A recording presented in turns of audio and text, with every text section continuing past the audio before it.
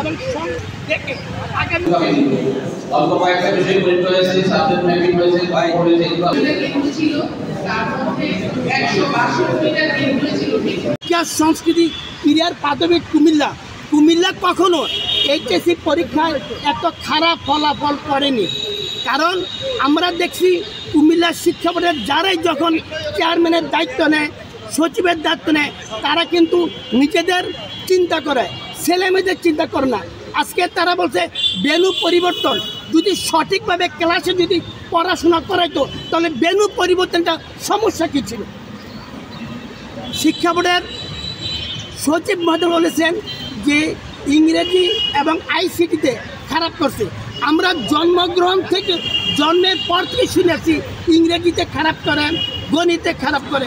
কেন হয়, কেন ইংরেজিতে খারাপ করে? তারা প্রত্যেকটা পরীক্ষার পরে বলে ইংরেজিতে খারাপ করে।